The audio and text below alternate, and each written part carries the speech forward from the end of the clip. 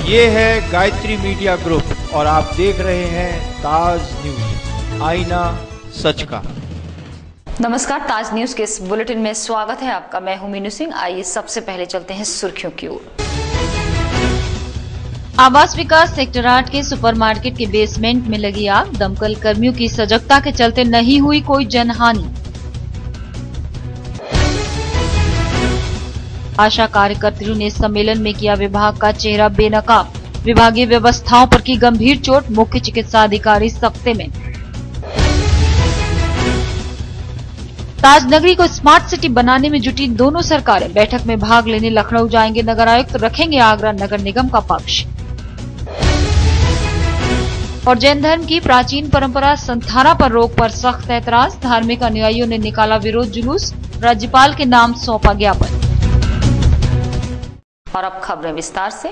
आवास विकास कॉलोनी के सेक्टर 8 स्थित सुपरमार्केट के बेसमेंट में अचानक आग लगने से हड़कंप मच गया। सूचना मिलने पर पहुंची दमकल की गाड़ियों ने कई घंटे की मशक्कत के बाद आग पर काबू पाया। गनीमत रही कि इस हादसे में कोई जनहानि नहीं हुई, वरना हादसा और भी भयावह हो सकता था। घटना थाना सिकंदरा आवास विकास सेक्टर 8 बोदला रोड पर एक बिल्डिंग के बेसमेंट में पार्किंग में आग लगने की है। बताया जा रहा है कि सुपरमार्केट के बेसमेंट में काफी समय से एक गाड़ी खड़ी थी, जिसको कुछ लोग बैटरी लगाकर स्टार्ट करने की कोशिश कर रहे थे। तभी गाड़ी में स्पार्किंग के साथ आग लग गई। उसके साथ खड़ी गाड़ियों में भी आग लगी और धमाके की आवाज हुई। इसी बीच दमकल की कई गाड़ियां मौके पर पहुंची और आग को बुझाने का प्रयत्न करने लगी, क्योंकि मौके पर धुआं अधिक होने के चलते आग बुझाने के काम में दिक्कत आ रही थी। और करने की बात यह है कि इस बिल्डिंग से लगी हुई दीवार पेट्रोल पंप की है, जिससे क्षेत्रीय लोगों में दहशत देखी गई। करने में वैन में आग लगी। काफी दिनों से वो गाड़ी बंद थी पुरानी। कितनी गाड़ियाँ थी? 2 से 4 गाड़ी, कुछ बाइक भी हो सकती। तो पार्किंग में आग लगी। ऐसे वहाँ पे उसमें आग लग गई।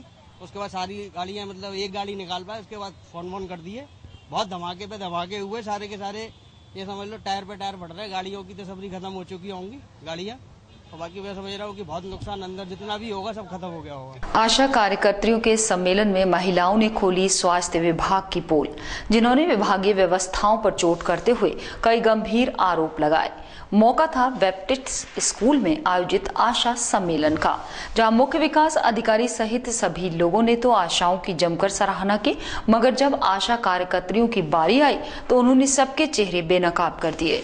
जनपद की आशा कार्यकर्तियों के लिए आयोजित किए गए सम्मेलन में बड़ी संख्या में आशाओं ने भाग लिया, जिन्होंने जिला स्तरीय कार्यक्रम में विभागीय अधिकारियों द्वारा दी जा रही जानकारियों को ध्यानपूर्वक सुना और पूरे कार्यक्रम के दौरान संयम का परिचय दिया। सम्मेलन की अध्यक्षता करते हुए सीएमओ आगरा ने आशाओं का खूब मनोबल बढ़ाया और स्वास्थ्य सेवाओं में उनकी भूमिका को जमकर सराहा। हम लोग मनाते हैं, जिसमें सभी जनपद की पूरी आशाएं विभिन्न क्षेत्रों से सबको बुलाते हैं और उनके क्या क्या विचार हैं, उनके क्या क्या अंदर के क्या क्या सांस्कृतिक कार्यक्रम वो दे सकती हैं। वो एक मंच पे खड़े होकर सारी आशाएं अपने सांस्कृतिक कार्यक्रम देती हैं और क्या उन्होंने प्रोग्रेस की, क्या उनसे अपेक्षाएं, ये हम लोग बताने का प्रयास करते हैं। जितने नोडल अधिकारी, मेरी जितनी योजनाएं चल रही हैं उस बारे में और बेहतर हम कैसे उनके साथ मिलकर कर सकते हैं। अभी देख रहे हैं उन्होंने तालियां बजाई जब मैंने कहा कि हमारे कंधे से कंधा मिला के काम करना है और आने वाले समय में हमारा जो योजनाओं में जो उपलब्धि कम है उसमें वो पूरा सहयोग करके उस उपलब्धि को अच्छी तरीके से जनपद को और पूरे प्रदेश को एक अच्छे स्तर पर लाने की कोशिश करेंगे। लेकिन अधिकारियों के बाद जब आशाओं के बोलने की बारी आई तो उन्हें चुप कराना मुश्किल हो गया। जैसे लंबे अरसे से दबी कोई चीज बाहर के लिए आतुर दिखती है, उसी प्रकार इन महिलाओं के दिल का गुबार एकदम फट पड़ा, जिन्होंने रोष में स्वास्थ्य की नीति और नियत दोनों की असलियत सामने ला दी। जैसे हम सभी बहनें काम कर रहे हैं, लेकिन सब जब मेहनत कर रहे हैं, सुबह से शाम तक अपने घर से बाहर रहते हैं, घर परिवार कुछ सब देखते हैं, छोड़ते हैं, लेकिन हम लोगों को जैसे आंगनबाड़ियों को पैसा मिल रहा है तो हम लोगों को पैसा क्यों नहीं मिल रहा है? एएनएम को पैसा मिल रहा है और सभी अधिकारियों को आंगनबाड़ी और एएनएम से ज्यादा आशा काम कर रही है। सहायता को भी पैसा मिल रहा है, उसके स्तर से बड़े क्षेत्र में काम कर रही है और इनाम लेके जाती हैं तो जो आधा पैसा मतलब 50-50 में पैसे की बात होती है तो फिर में सौदा होता है। 2013 में 37 डिलीवरी मेरी थी और 2014 में 48 संस्थागत डिलीवरी में।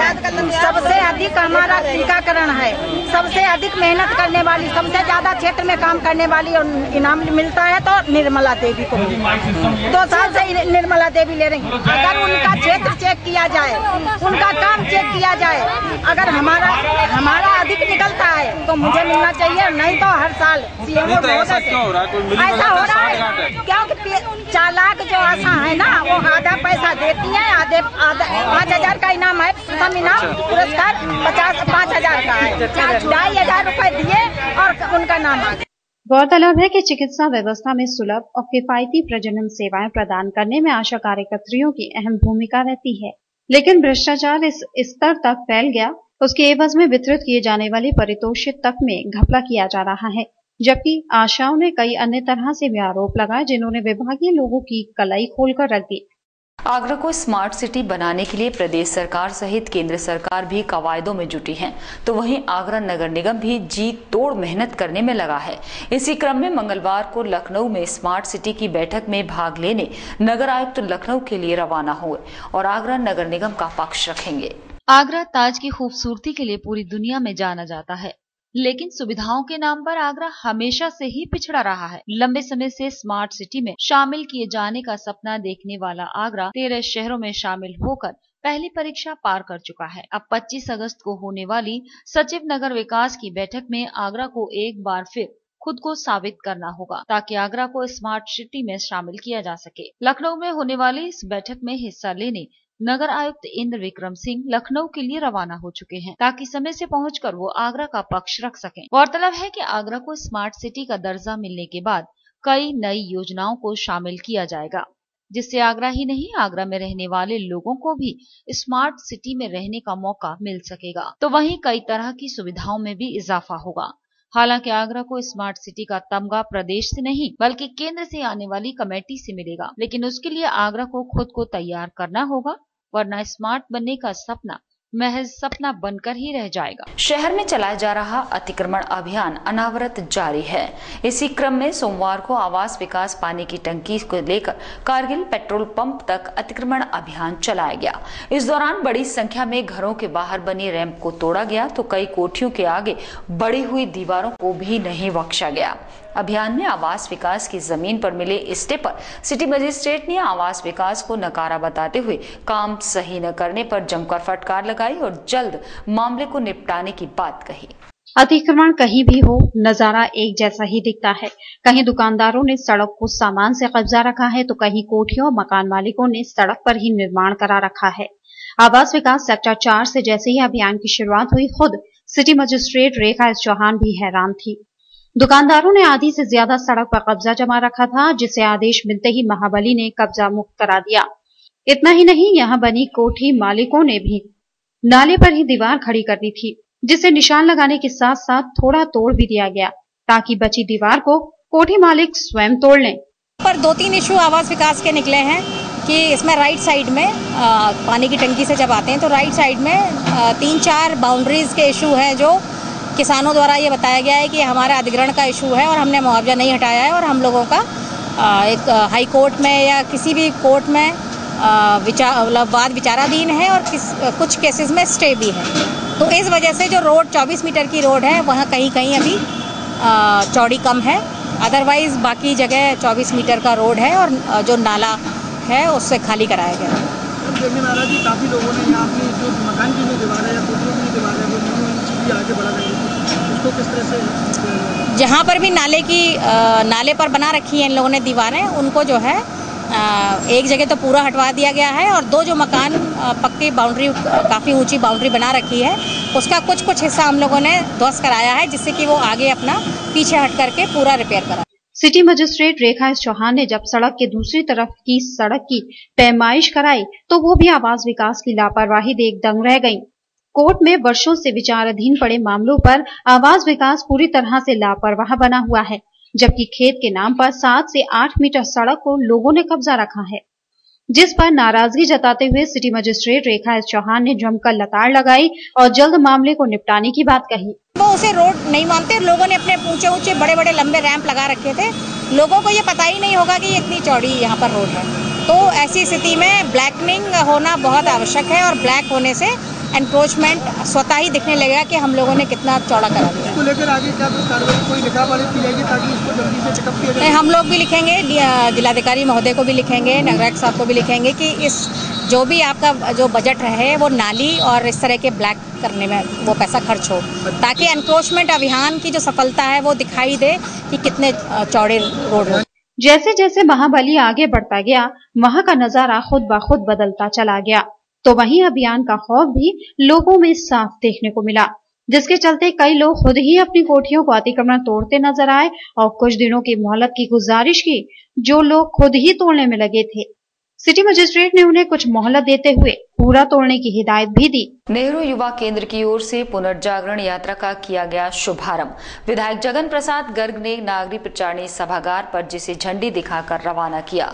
युवा कार्यक्रम एवं खेल मंत्रालय भारत सरकार के निर्देश पर शुरू हुई ये यात्रा पूरे जनपद के सभी ब्लॉक्स में भ्रमण करेगी, जिसमें विभिन्न तरीकों से सरकार की योजनाओं का प्रचार प्रसार किया जाएगा। आगरा में कार्यरत नेहरू युवा केंद्र की ओर से एक पुनर्जागरण यात्रा के शुभारंभ के मौके पर संस्था के लोगों ने खुशी का इजहार किया, जिन्होंने एक विचार गोष्ठी के दौरान अपनी भावनाओं को शब्दों का रूप प्रदान किया और अपने ग्रुप के मकसद को जन जन तक पहुंचाने की कोशिश की। नागरिक प्रचारणी सभागार में संपन्न हुए कार्यक्रम में वक्ताओं ने संगठन के उद्देश्य को स्पष्ट किया और जन जागरण अभियान के जरिए उसे पूरे देश में फैलाने की बात कही। ये भारत सरकार के युवा कार्यक्रम मंत्रालय का ये कार्यक्रम है, जिसमें पूरे देश के 20 राज्यों में से और 100 जनपदों में ये पुनर्जागरण यात्रा का कार्यक्रम संचालित हो रहा है। उसमें उत्तर प्रदेश के भी 18 जनपद हैं, जिसमें आगरा भी है, और इस तरह से पूरे देश के 20 प्रांतों के 100 जनपदों में करीब 10,000 गाँवों में युवा एक पुनर्जागरण का कार्यक्रम कर रहे हैं, जिसका मतलब देश की एकता और अखंडता को मजबूत करना, देश में विकास के संचालित कार्यक्रमों के बारे में लोगों के बीच एक पुनर्जागरण करना। ये भारत सरकार और उत्तर प्रदेश सरकार की जो योजनाएं हैं, जो आम लोगों तक नहीं पहुंचती हैं, उन योजनाओं को जन जन तक पहुंचाने का कार्यक्रम रखा है इसमें। ये एक यात्रा एक दिन में 2 गाँव जाएगी, सुबह और शाम को उस गांव में कार्यक्रम करेगी, पूरे गांव में भ्रमण करेंगे। क्या होंगे कार्यक्रम, किस तरीके? कार्यक्रम में ये है कि एक तो नुक्कड़ नाटक करेंगे ये गांव में, और जो हमारी योजनाओं की बुकलेट है वो गांव-गांव में वितरित करेंगे। दरअसल इस अभियान के दौरान ये दल प्रत्येक गांव में 4 घंटे तक रहेगा, जहां नुक्कड़ नाटक, सांस्कृतिक कार्यक्रम और व्याख्यान व प्रश्नोत्तर जैसे आयोजन कर ग्रामीणों के साथ संवाद बढ़ाने का प्रयास किया जाएगा और उन्हें विभिन्न तरीके से शासकीय योजनाओं के बारे में जानकारी देते हुए उनका लाभ लेने के लिए जागरूक बनाया जाएगा। गौरतलब है कि नेहरू युवा केंद्र का गठन इन्हीं कामों के लिए हुआ है, जो युवा कार्यक्रम एवं खेल मंत्रालय द्वारा नियंत्रित किया जाता है। इस कार्यक्रम के जरिए एक बार फिर संगठन के लोग खुद को साबित करने की कोशिश में जूझ रहे हैं। 4 सितंबर को लखनऊ में प्रदर्शन करेंगे आगरा के विशिष्ट बीटीसी शिक्षक, जिन्होंने अपनी लंबित मांगों को लेकर तहसील सदर पर प्रदर्शन किया। संगठन के लोगों ने पुरानी पेंशन की मांग दोहराते हुए राज्य सरकार की नीति और नीयत दोनों पर सवाल उठाए। उन्होंने चेतावनी देते हुए कहा कि इस बार सुनवाई न होने पर जोरदार आंदोलन किया जाएगा। तहसील परिसर में धरना दे रहे ये लोग विशिष्ट बीटीसी एसोसिएशन के सदस्य हैं, जो पिछले लंबे अरसे से पेंडिंग अपनी समस्याओं के समाधान की आस लेकर यहाँ आए हैं, जिनको शासन और प्रशासन ने हवा में उड़ा दिया। संगठन के सदस्य इन शिक्षकों को दरअसल पुरानी पेंशन से वंचित कर रहे हैं। इनके मुताबिक जिसके न्यायालय तक ने आदेश कर दिए हैं, लेकिन शिक्षा विभाग के साथ जिले का प्रशासन भी कोर्ट की अवहेलना कर रहा है। शिक्षकों ने इस धरने के बाद प्रशासन को सौंपे गए ज्ञापन में अल्टीमेटम दे दिया है। हमारी आज जो हम ज्ञापन दे रहे हैं, माननीय मुख्यमंत्री जी के नाम ये ज्ञापन हमने भेजा है। आज की जो मांग है हमारी वो 6 सूत्री मांग है। सबसे जो मुख्य मांग हमारी है वो है पुरानी पेंशन की, क्योंकि हम लोगों की जो नियुक्ति हुई है वो 2004 में हुई थी। कर्तव्य कारण से वो ऐसा हुआ कि वो नियुक्तियाँ हमारी लेट हो गई, तो सरकार ने हमें वो पुरानी पेंशन से वंचित कर दिया। उसी मांग को लेकर ये हमारे धरना आंदोलन प्रदर्शन चल रहे हैं। शिक्षकों ने बताया कि अगर इस बार भी उनकी बात को अधिकारियों ने अनसुना किया तो पूरे प्रदेश के वीटीसी शिक्षक 4 सितंबर को लखनऊ में जमा होंगे और सरकार की नाक में दम कर देंगे। श्रम कार्यालय पर अब मजदूरों से कोई उनका हक दिलाने के लिए हिस्सा नहीं ले सकेगा। नवागत उप श्रमायुक्त पीके सिंह ने श्रम कार्यालय पर मजदूरों के कार्य कराने के बीच में दलाली खाने वाले दलालों को बाहर का रास्ता दिखा दिया है। साथ ही विभागीय लोगों को मजदूरों का कार्य करने में कोई भी कोताही न बरतने की हिदायत दी है। उप श्रमायुक्त पीके सिंह के आते ही श्रम कार्यालय की बदली सूरत नजर आने लगी है। इस बदली सूरत पर उप श्रमायुक्त का कहना है कि पूर्व का तो पता नहीं, लेकिन अब इस कार्यालय पर ऐसा ही नजारा नजर आएगा। मजदूरों को सीधे कार्यालय में रजिस्ट्रेशन कराने का मौका मिल सकेगा। वहीं अब तक मजदूरों से रजिस्ट्रेशन कराने के नाम पर दलाली करने वाले दलालों पर पाबंदी लगा दी गई है। अब इस तरह के कागज की बात बारे में तो मुझे बहुत ध्यान नहीं है, बट आज आप जरूर उसको स्वयं परीक्षण कर संतुष्ट हो सकते हैं कि आज कोई ऐसा कॉकस सक्रिय है या सही और सच्चे मजदूरों का ही पंजीयन हो रहा, तो कोई कठिनाई नहीं होगी। ये मेरी जिम्मेदारी भी है और आश्वासन भी है। फिलहाल श्रम कार्यालय पर मजदूरों और विभागीय कर्मचारियों के बीच की सीढ़ी हट गई है और अब कोई भी मजदूर अपने पंजीकरण के लिए सीधे श्रम कार्यालय में जाकर आसान प्रक्रिया से पंजीकरण करा सकता है। हालांकि ये नहीं कहा जा सकता कि श्रम कार्यालय की ये तस्वीर कितने दिनों तक साफ रह पाती है, क्योंकि मजदूरों के कार्यों पर अपनी दुकान चलाने वाले लोग चुप बैठने वालों में से नहीं हैं। और इसी के साथ रुक रहे हैं एक छोटा सा ब्रेक लेने के लिए।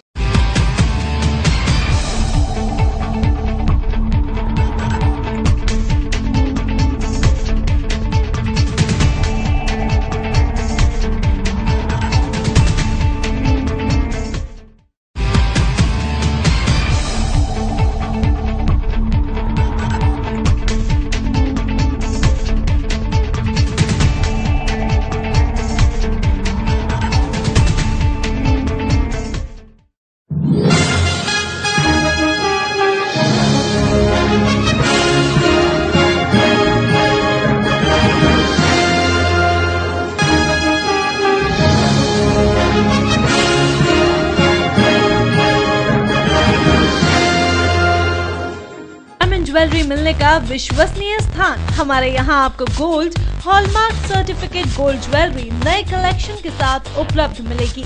संपर्क करें Shri Balaji jewellers, Fortune tower near Kargil petrol pump, Agra. Phone number 9719 333 563 और 9759 333 992। श्री बालाजी ज्वेलरी, दुल्हन की jewellery, AD jewellery, artificial bangles, chain व सभी प्रकार के सेट्स यहाँ पर उपलब्ध है। तो तुरंत संपर्क करें 21 सुपर बाजार, कारगिल पेट्रोल पंप के पीछे, आगरा। फोन नंबर 9358464218 और 88659 11110।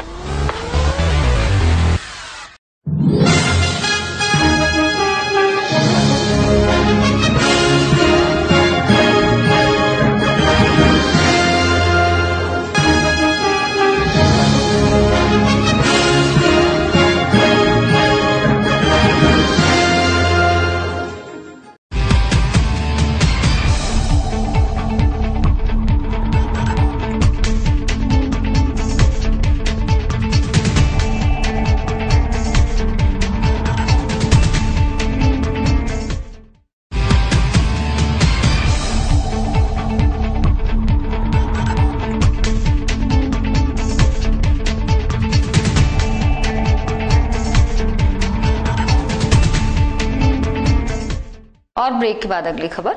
जैन धर्म की प्राचीन परंपरा संथारा या संलेखना को राजस्थान उच्च न्यायालय ने गैर कानूनी माना है। कोर्ट के इस फैसले के विरोध में 24 अगस्त को एमजी रोड पर जैन धर्म के अनुयायियों ने जुलूस निकाला और राज्यपाल के नाम जिलाधिकारी को ज्ञापन दिया। जुलूस में शामिल जैन धर्म का प्रत्येक अनुयायी कोर्ट के इस फैसले को गलत बता रहा था, साथ ही इसे वापस लेने की मांग कर रहा था। 24 अगस्त सोमवार को सकल जैन समाज ने राजस्थान उच्च न्यायालय के फैसले के विरोध में मौन जुलूस निकाला। चिपीटोला से जिलाधिकारी कार्यालय तक निकाले गए इस मौन जुलूस में जैन धर्म के हर उम्र के अनुयायी ने भाग लिया। इस जुलूस में पुरुषों ने सफेद कपड़े और महिलाओं ने केसरिया रंग की साड़ी पहनी, हाथों में काली पट्टी बांधकर विरोध जाहिर किया। इस जुलूस में पुरुषों ने सफेद कपड़े और महिलाओं ने केसरिया रंग की साड़ी पहनी और हाथों में काली पट्टी बांधकर विरोध जाहिर किया। सकल जैन समाज का यह जुलूस चिपीटोला मंदिर से शुरू हुआ है। कलेक्ट्री में जिलाधिकारी को राज्यपाल के नाम ज्ञापन देकर समाप्त हो गया। सकल जैन समाज ने ज्ञापन के माध्यम से मांग की है कि राजस्थान उच्च न्यायालय ने जो फैसला जैन समाज की पुरानी परंपरा के विरोध में लिया है उसे वापस लिया जाए। आपको बता दें कि संथारा और संलेखना एक ही परंपरा के दो अलग अलग नाम हैं, जिसे दिगंबर और श्वेतांबर समाज के लोग अलग अलग नाम से पुकारते हैं। जैन समाज में संथारा एक ऐसी परंपरा है जिसमें कोई भी व्यक्ति अपने जीवन के बाल, युवा और वृद्धावस्था के तीनों पड़ाव पार कर लेता है तो स्वेच्छा से मृत्यु प्राप्त करने के लिए वो अन्न और जल का त्याग कर देता है और ये तब तक जारी रहता है जब तक उसे मृत्यु नहीं आ जाती, जिसके विरुद्ध राजस्थान हाई कोर्ट में एक याचिका दायर की गई जिसमें इस परंपरा को आत्महत्या की श्रेणी में दर्शाया गया। वहीं राजस्थान हाई कोर्ट ने इस याचिका को स्वीकार करते हुए इस पर रोक लगा दी और इस पर अमल करने वाले पर सजा का प्रावधान लागू कर दिया, जो जैन समाज को स्वीकार नहीं है। और इसी फैसले के विरोध में 24 अगस्त को पूरे देश में विरोध प्रदर्शन और मौन जुलूस निकाले गए। डिस्प्ले स्पोर्टिंग सोसाइटी आगामी 20 सितंबर से शारीरिक रूप से विकलांग खिलाड़ियों के बीच 5 मैचों की श्रृंखला कराने जा रही है। विदेशी विकलांग खिलाड़ियों के साथ खेली जाने वाली ये सीरीज यूपी के साथ रांची, पुणे में भी खेली जाएगी, जिसमें श्रीलंका के साथ कई देशों की टीम भाग लेंगी। ये जानकारी पदाधिकारियों द्वारा प्रेस वार्ता के माध्यम से रेनबो हॉस्पिटल में दी गई। डिस्प्ले स्पोर्टिंग सोसाइटी ने सोमवार को रेनबो हॉस्पिटल में एक प्रेस वार्ता का आयोजन किया। प्रेस वार्ता के माध्यम से आगामी 20 सितंबर से शुरू होने वाली विकलांग खिलाड़ियों की 5 मैचों की एशियाई क्रिकेट सीरीज की जानकारी दी गई। सीरीज के आयोजकों ने बताया कि इस सीरीज को ऑक्सीजन कप के नाम से जाना जाएगा। इस सीरीज में भारत, श्रीलंका, बांग्लादेशों की टीमें भाग लेंगी। 20 सितंबर को इस सीरीज का पहला मैच आगरा में खेला जाएगा और बाकी के मैच फिरोजाबाद, इटावा, रांची और पुणे में खेले जाएंगे। अगर जज्बे की बात करें तो यही जज्बा था कि आज हम लोग अंतर्राष्ट्रीय क्रिकेट पर शुरुआती दौर से अगर देखा जाए तो ऐसा था कि जब हम लोग कई सारे संस्थाएं हैं जो डिसेबल्ड के क्षेत्र में काम किया करती थी। डिस्प्ले स्पोर्टिंग सोसाइटी पदाधिकारियों ने बताया कि इस सीरीज में पाकिस्तान की टीम को भी शामिल होना था, लेकिन बीते दिनों पंजाब गुरदासपुर में हुए हमलों को देखते हुए पाकिस्तान टीम को आने से मना कर दिया गया। जब भी देखा तो बैसाखी बांटना है, आरक्षण है, सभी चीजें था, एक सम्मान बोल के कुछ भी नहीं था। फिर एक बार जब डिसेबल स्पोर्टिंग सोसाइटी के माध्यम से अंतर्राष्ट्रीय क्रिकेट और नेशनल क्रिकेट होने लगा तो हम लोगों ने धीरे धीरे जिला, राज्य स्तरीय और आज अंतर्राष्ट्रीय क्रिकेट खेल रहे हैं। प्रेस वार्ता में कुछ विकलांग क्रिकेट खिलाड़ियों को भी बुलाया गया, जिन्होंने इस सीरीज को शारीरिक रूप से विकलांग खिलाड़ियों के लिए अपनी प्रतिभा दिखाने का सुनहरा अवसर बताया। साथ ही इस सीरीज से मिलने वाले सम्मान को सर्वोपरि बताया। इस सीरीज में खिलाड़ियों को सम्मान स्वरूप अलग अलग मैचों की कप्तानी का अवसर दिया जाएगा। पहले से आखिरी मैच तक भारतीय विकलांग क्रिकेट टीम के अलग अलग कप्तान होंगे। भारतीय टीम में देश के कोने कोने से खिलाड़ी शामिल किए गए हैं, जिनका चयन डिसेबल्ड स्पोर्टिंग सोसाइटी ने प्रेस वार्ता के माध्यम से दिया। प्रत्येक मैच में हर टीम को व्यवस्थित व्यवस्था देने के लिए सभी इंतजाम किए जा रहे हैं। वहीं अपील भी की गई है कि सीरीज शारीरिक रूप से विकलांग खिलाड़ियों की है, इसलिए खिलाड़ियों का मनोबल बढ़ाने के लिए ज्यादा से ज्यादा संख्या में मैच देखने आए। सावन माह का हर सोमवार बेहद महत्वपूर्ण माना जाता है। 24 अगस्त को हिंदुओं के पवित्र श्रावण मास के अंतिम सोमवार को हिंदू युवा वाहिनी धर्माचार्य प्रकोष्ठ ने वजीरपुरा सीताराम मंदिर में भगवान महादेव का वैदिक विधि विधान से रुद्राभिषेक किया। साथ ही भगवान भोलेनाथ के शिवलिंग पर माल्यार्पण कर दीप प्रज्वलित किए। देवादिदेव भगवान महादेव का रुद्राभिषेक कराया है।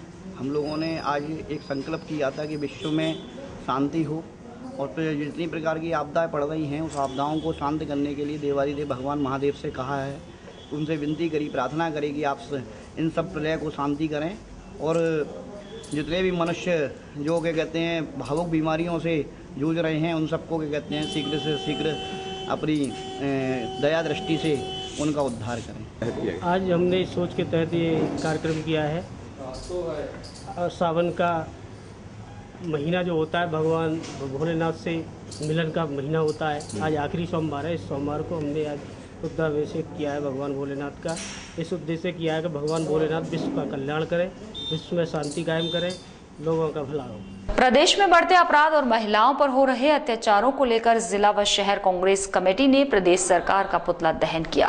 कांग्रेसियों का आरोप था कि सपा अपने कार्यकाल में प्रदेश की जनता को न सुरक्षा दे पाई और न ही विकास की कोई नई राह। तो वहीं कांग्रेस पर हुए लाठीचार्ज पर भी सरकार को दमनकारी बताते हुए अंग्रेजों की याद दिलाने वाली सरकार बताया। प्रदेश अध्यक्ष के आह्वान पर पूरे प्रदेश में सरकार के खिलाफ कांग्रेसी सड़कों पर निकल सरकार का पुतला दहन करते नजर आए।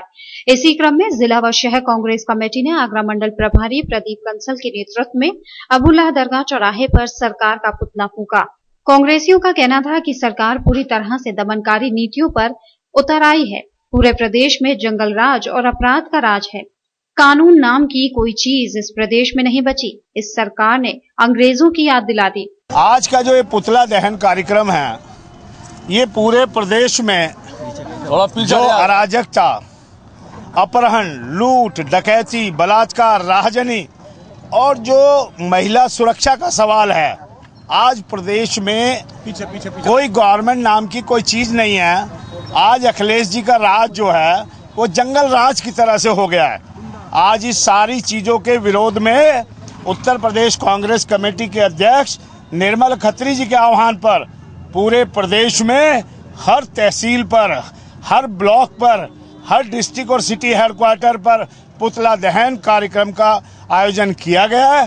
पूरे एक हफ्ते से ये कार्यक्रम चल रहा है। प्रदेश सरकार की जन विरोधी नीतियों जो प्रदेश में जन जन तक फैली हुई हैं, जनता में आक्रोश है, उनकी समस्याओं को साथ लेकर हमने पुतला दहन किया है। और उत्तर प्रदेश सरकार से जिस तरह से जन विरोधी बलात्कार, लूट, हत्या, अपहरण जैसे कार्यक्रम चल रहे हैं, उनका विरोध करने के लिए हमने एक कार्यक्रम रखा है और निरंतर जारी रहेगा। आज उत्तर प्रदेश के कांग्रेस कमेटी के उपाध्यक्ष माननीय कंसल साहब हमारे बीच में उपस्थित हैं। उनके नेतृत्व में जिला शहर कांग्रेस कमेटी ने इस पुतला दहन का आयोजन किया। प्रदेश के अंदर अराजकता फैली हुई है, गुंडागर्दी चरम सीमा पे है, महिलाओं की सुरक्षा नहीं है, लूट डकैती जबरदस्त फैली हुई है, प्रदेश के गांव-गांव तक फैली हुई है। तो उसी सब पे अंकुश लगाते हुए कि प्रदेश सरकार समझ ले कि ये जन विरोधी नीतियां इसकी कामयाब नहीं होंगी, ये गुंडागर्दी इसकी कामयाब नहीं होगी। उसी को लेकर हमने ये जो है आज शहर कांग्रेस कमेटी और जिला कांग्रेस कमेटी और अपने नेता जो हमारे प्रभारी हैं, प्रदेश के उपाध्यक्ष हैं प्रदीप कंसल जी के नेतृत्व में यहाँ पुतला दहन किया है। और जो है इसको अखिलेश सरकार को समझ लेना चाहिए कि होश में आ जाए, वरना कांग्रेस इसको उखाड़ के फेंक देगी। वरिष्ठ कांग्रेसी शबाना खंडेलवाल का कहना था कि सपा सरकार में सबसे ज्यादा महिलाएं पीड़ित हैं। आए दिन महिलाओं के साथ होने वाली घटनाएं इस बात का सबूत है कि अपराधी कितने बेकाबू हो गए।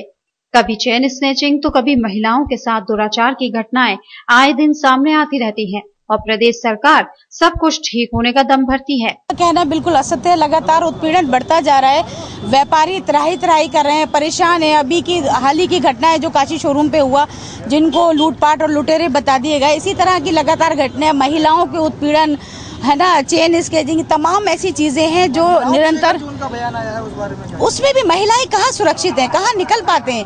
आज हमें घर से निकलते हुए डर लगता है कि स्थिति पता नहीं क्या होगी, कब कोई शिकारी भेड़िया बैठा और वारदात कर बैठे। महिलाएं भी सुरक्षित नहीं है। और मुझे लगता है कि हम अपनी आवाज उठाना गुनाह माना जाता है। उसी को लेके हमारे कांग्रेसियों ने, प्रदेश सरकार ने जो वहाँ पर भवन पर विधानसभा पर अपना प्रदर्शन किया, उसके खिलाफ हम पे लाठियां चार्ज किया गया, लाठियों से महिलाओं को घायल किया गया, पुरुषों को घायल किया गया, जो बेहद निंदनीय और शर्मनाक। अपना पुतला दहन के दौरान कांग्रेसी सरकार मुर्दाबाद के नारे लगाते रहे और इस सरकार को बदलने की बात कहते रहे। कांग्रेसियों ने साफ कर दिया है कि अब वो सरकार के खिलाफ एकजुट हो धरना प्रदर्शन कर जनता को सरकार की जन विरोधी नीतियों के बारे में अवगत कराएंगे और आगामी चुनाव में जनता सरकार का हिसाब करेगी। थाना सिकंदरा क्षेत्र के ककरेठा में रविवार देर रात गोली चलने से सनसनी फैल गई। घटना के समय ककरेठा के रहने वाले दो युवक बाइक से अपने घर लौट रहे थे, तभी गांव के ही रहने वाला पप्पू अपने साथियों के साथ जायलो से आया और ताबड़तोड़ फायरिंग करने लगा। इस घटना की सूचना पुलिस को तुरंत दी गई। रविवार रात थाना सिकंदरा क्षेत्र के ककरेठा गांव में गोलियों की आवाज से भगदड़ मच गई। घटना देर रात की है, जब ककरेठा गांव के रहने वाले दीपक और अनिल शहर से अपने घर ककरेठा आ रहे थे। तभी महर्षिपुरम के कैलाश मार्केट के पास पहले से घात लगाए बैठे गांव के ही रवि और पप्पू ने ताबड़तोड़ गोलियां चलाकर उन पर हमला बोल दिया। गनीमत रही कि गोली से कोई जनहानि नहीं हुई। मैं अपने मामा के यहाँ से भावना स्टेट रोड से आ रहा था, तो आते वो कुछ लोग थे, पप्पू यादव ककरेटा का रवि यादव, जो दारू के कारोबारी हैं, सपा के नेता बताते हैं सर। मेरे अपने यहाँ पर हल्ला मचाते हैं, खूब उधमबाजी करते हैं। जायलो व्हाइट कलर की गाड़ी थी सर, जिसका आगे पीछे कोई नंबर नहीं। मेरे सीधे गाली गलौज करके गाड़ी रोकी है और उन्होंने नहीं है तमंचे लोड करे सीधे उन्होंने फायरिंग, मतलब उन्होंने तमंचा लोड किया तो मैं भागने लग गया। उन्होंने पीछे से फायरिंग करी है, हमने पुलिस वाले बुलाए तो यहाँ से भगे थे। पुलिस वालों पे भी फिर उन्होंने फायरिंग करी है। घटना की सूचना पुलिस को दी गई। पुलिस तुरंत मौके पर पहुंची। रवि और पप्पू ने अपने साथियों के साथ पुलिस पर भी फायरिंग शुरू कर दी। मौके पर अन्य थानों से भी फोर्स बुलाया गया। आरोपी अपनी बिना नंबर वाली जायलो गाड़ी भी छोड़कर भाग खड़े हुए। पुलिस ने मौके से गाड़ी और कारतूस के खाली खोखे प्राप्त कर क्षेत्र की घेराबंदी की और बदमाशों की तलाश शुरू कर दी। पुलिस की माने तो कुछ समय पहले पप्पू यादव के घर से हरियाणा की अवैध शराब का जखीरा पकड़ा गया था। पप्पू यादव को शक हुआ कि दीपक ने उसकी मुखबरी की है और छापा डलवाया है। इसी को लेकर वो दीपक से दुश्मनी मान बैठा। ये ग्राम ककरेठा है, जो कि अमर उजाला प्रेस के पीछे है।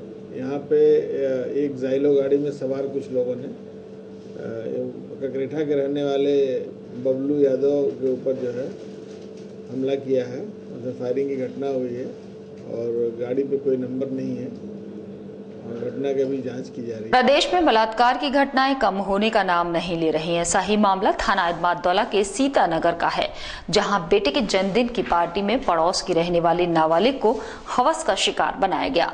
परिजनों को जान से मारने की धमकी देकर चुप रहने की हिदायत भी दी गई। पूरे मामले में मुकदमा दर्ज कराया गया। थाना इदमात-दौला के सीतानगर का निवासी सुनील अपने बेटे की जन्मदिन की पार्टी का आयोजन करता है और अपने घर में काम में हाथ बटाने के लिए पड़ोस में ही रहने वाली नाबालिग को बुला लिया। घर में पार्टी समाप्त हुई और सभी मेहमान अपने घर चले गए। तब पड़ोस की रहने वाली लड़की भी अपने घर चली गई। घर पर लड़की को अकेला देख सुनील की नीयत खराब हो गई और उसने अपने साथी अन्नू के साथ मिलकर लड़की के घर में घुसे और दोनों ने बारी बारी से उसे अपनी हवस का शिकार बनाया। मैं गाड़ी पे चला जाता हूँ, ये लड़की मेरी घर रहती है। एक बच्चा है मेरा, दिमाग से जो है हल्का है उसे, तो ये वो बच्चा और ये लड़की छत पे थी। वो बच्चा तो ऐसा है नहीं साहब, वो इसके मामले में कुछ जानता नहीं, वो अपना पड़ा रह गया, इसे पकड़ ले गए। अब इसके साथ जो भी हुआ है ये लड़की बता रही है साहब। लड़की ने क्या बताया? लड़की ने यही बताया था तो मेरे साथ इन लोगों ने मेरे साथ जो है गलत काम किया। कौन लोग, कौन कहाँ के रहने वाले? वो वही हमारे बगल में ही रहते हैं, सुनील और वो अन्नू, उनका कोई रिश्तेदार है। अन्नू नाम का लड़का है। उसने मेरे संग मारपीट करी तो तलकाने की किवाड़ लगा देते। फिर मैंने खोलने की कोशिश करी तो मेरे खोलने के बाद मेरे हाथ पिच गया तो मैंने तो गाली भी करी थी मेरे से। तो फिर मेरे घर वाले की धमकी दे दी कि तेरे बाप को मार दूंगा और तेरे भाई को मार डालूंगा। फिर मेरे साथ बदतमीजी करने लगा। फिर मैंने कहा भाई तेरा हाथ जोड़ती, 5 बजे में छोड़ दे। मैंने कहा तो वो फरी तो होंगे, तो कह रहे तेरी बेइज्जती मैं 20 रोड पे करवाऊंगा। नाबालिग को अपनी हवस का शिकार बनाने के बाद सुनील और अन्नू ने नाबालिग को धमकी दी चुप रहने की। मासूम की बिगड़ती हालत को देख जब दूसरे दिन परिजनों ने उससे पूछा तब मासूम ने अपनी आप बीती परिजनों को बताई। परिजनों ने तहरीर देकर थाने में मुकदमा दर्ज करा दिया है। पुलिस ने कार्रवाई करते हुए दबिश में आरोपी के घर को खंगाला और जल्द ही गिरफ्तार करने की कोशिश में जुट गए। और इसी के साथ फिलहाल बुलेटिन में सिर्फ इतना ही। अगले बुलेटिन में कुछ और नई खबरों के साथ आपसे फिर होगी मुलाकात। जुड़े रहिए ताज न्यूज के साथ। नमस्कार।